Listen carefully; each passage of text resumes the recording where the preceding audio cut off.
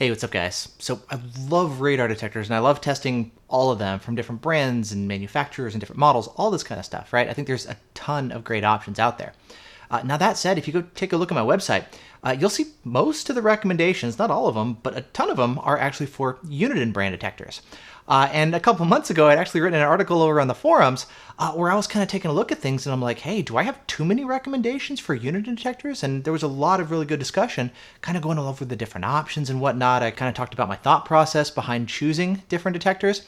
And I just noticed something actually recently, a couple days ago, that just changed, which has me thinking about this again, because it looks like now I may wind up recommending even more Uniden radar detectors. And so in this video, I want to go into more detail about kind of, okay, what's going on? What's the thought process behind, choosing radar detectors? Do I have too many Uniden radar detectors? Am I biased? Am I sponsored? Are they paying me? And just in general, like, what is it like picking different radar detectors at different price points? And what kind of things do you guys need to know when you're taking a look at the recommendations list? So a couple days ago, I noticed that the price of the Radenso DS1 just increased. It used to retail for $399, and now the price has gone up to $469, both on Amazon as well as over on Radenso's website. Now, if you take a look at the Uniden R4, on the other hand, that detector, the MSRP is $449, $450. However, you've been able to find it on Amazon for months now at like $350 or less. Now, these two detectors compete head-to-head, and I did an article recently comparing the two detectors, and kind of one of the gists was like, well, the R4 is a more expensive detector, the DS1 is cheaper but does a lot of the same stuff, different features and whatnot. But now it's kind of weird having like the longer range detector, the better performing detector, the R4, also be the less expensive detector, and it's a weird thing going on where I was thinking the DS1 would be like your best under $400 pick, but now it's gone up in price, versus the R4 was over $400, but now you can find it all day long at $350 despite MSRP being higher. And so I'm like, okay, well, do I have to now make the R4 the best recommendation? And just sitting back and taking a look at it, I'm like, well, the price is sitting down, it's not going back up, and it's been like this for months. And so let's go into, I guess, my thought process behind different detectors at different price points, and kind of the reasons why I'm seeing Uniden actually be the recommendations for so many of these different detectors. So starting off, if we take a look, for example, like the under $100 detectors, they all stink. Poor performance, poor false alert filtering, waste of money, don't waste your time. Yeah. Under $200, one common one is the Cobra RAD480i. But again, poor performance, a lot of false alerts. It doesn't have GPS, but it does have an app, so you can connect it to Cobra iRadar, but I know people have been reporting that you can't use the app to properly lock out those false alerts, and so that's not working. Generally, the ones that I like, you've got the Uniden DFR7. That's still been selling around $199 or so. And then the DFR9, that's been fluctuating between $200 to $300 if you can find it in stock. Around $199, I think that's going to be the way to go for a detector under $200.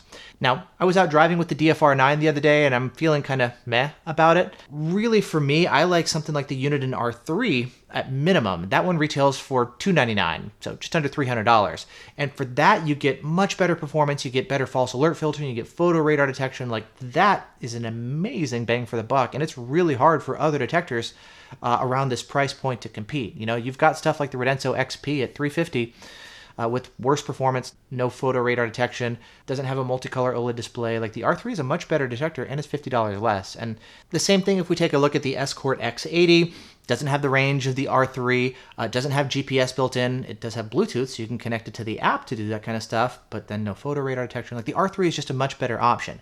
I know there's the Whistler CR93 that you could find, or the Whistler CR97 that's on their site. It's not available on Amazon currently. Again, with the R3, you're going to get the GPS for lockouts, which the Whistler doesn't have. You get longer range, better false alert filtering. You don't have the detector falsing to Ka-band the way the Whistler does. You get the photo radar detection. Again, it's just a better detector than pretty much anything else at that price point. And then moving up to detectors under $400. As I mentioned before, I used to have the Radenso DS1 there, but now with the price point going up, that one is $469. That's the same price as a Uniden R7, which gives you arrows, Again, they both got pros and cons, but like $469, I mean, that's close to the price of a Valentine 1 Gen 2, $499. And that would be a better detector as well to get the arrows. It also has Bluetooth with even more capabilities over Bluetooth. And at this point, as much as I like the DS1, I think it's a really hard sell at the price point that it's being listed. So if we go back now to the under $400 one, I guess we should say the R4 just because, yeah, it's been sitting at under 400 for quite a while, and you can find it now for under 350, and for a couple bucks more than the R3 to get even longer range, to get auto lockouts, to get Bluetooth capabilities, to get GATSO detection as well. I mean, there's a lot that the R4 adds. That's also now an amazing bang for the buck, and this is kind of a continued trend that we're seeing. I know I did a video recently talking about the best high-end radar detectors, and there were a lot of you guys asking about like the, DS1 and the R4 and stuff, and I'm like, they're great detectors, but that video was kind of focused more on like the highest end detectors, not all the different detectors at different price points, In any event, coming back and going into some of these other options, I'm like, okay, well now under $400, there's the R4. So far we're at DFR 7 or 9, then R3, and then R4, and then moving up to the under $500 price point, you've got, well, now the Uniden R7, which you can find for $469 or $499, or the Valentine 1 Gen 2, which is also an excellent detector at $499. I think a lot of people would prefer the R7 just to have the GPS built in and not have to deal with the apps. Plus, again, you don't have some of the KA falsing issues. But again, I still think the V1 is an excellent choice.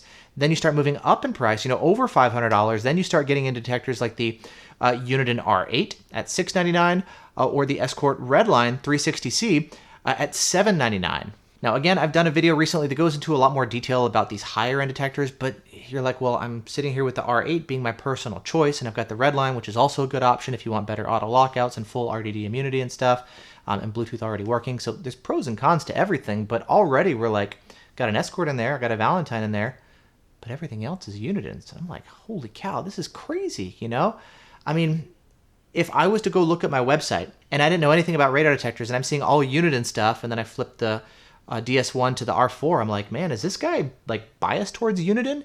Is Uniden sponsoring him? Is Uniden paying him to just list all the detectors as the best or something? And I'm like, no. I mean, I completely understand that, and it's definitely something I wonder about in the back of my head, but I'm sitting here like, well, I don't see anything better available from any other manufacturer at these different price points.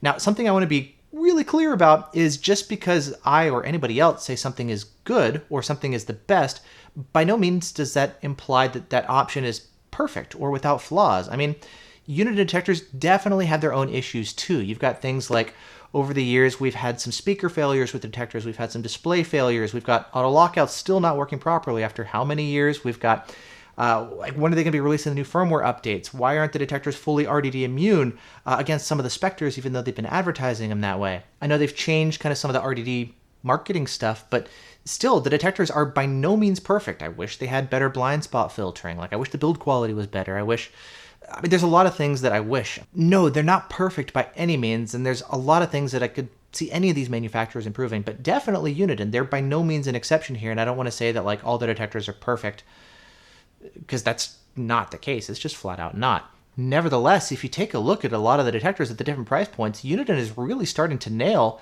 kind of the best detector at these different tiers. In a way, it kind of reminds me of looking at laser jammers. Like, you have the ALP as the best laser jammer. It's not perfect either. It doesn't always jam depending on setup and configuration. It's going to be the most effective one. And you've got some annoyances with like the interface. I mean, it's becoming more expensive. The weird things with the Bluetooth breaking, some connectivity stuff. Like, there's stuff that I would love to see ALP improve on too. Nothing is perfect, but regardless, there's other options too, whether it's like adaptive or Stinger or Escort ones. Like, there's other laser jammers that, depending on your price point and the features you're looking for, would be a better choice for you than ALP. And I think the same applies here with Uniden, but we're still seeing kind of Uniden more and more over time. They're kind of like taking over my best of list. And I'm sitting here like, man, what's going on? And I'm second guessing myself. Am I being too like blinded by like, well, I like the detectors and they appeal to me.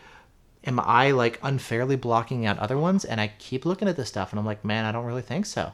I think the V1 is great. I think Escort has some good options too, whether it's the Redline 360C, the MaxCam has been getting better, I guess. Mostly drive smarter issues on that one. The Max 3 is a good option for people. Like, Escorts tend to be more expensive than a lot of the other ones, I guess, also compared to Uniden.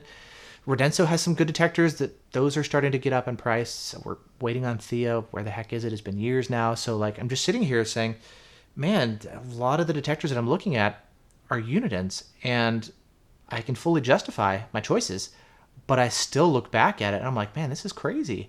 I like, on principle, having a variety of different detectors from different manufacturers. But if a company is just doing a good job, not perfect, but still a good job of making good detectors with good performance and good capabilities for a good bang for the buck, for a good value, you have to recognize that for what it is, you know? And so I spend a lot of time looking at this stuff, and I keep coming to the same conclusion that, like, yeah, they make good detectors, some of the best options available at different price points. Do I wish they were better? Of course. Of course. But taking a look at what we have in our hands today, they're still some of the best that are available. And so let me know kind of your thoughts on this. You know, am I being too focused on Uniden stuff? Are there other detectors I should consider that should be on the best of list that are not there?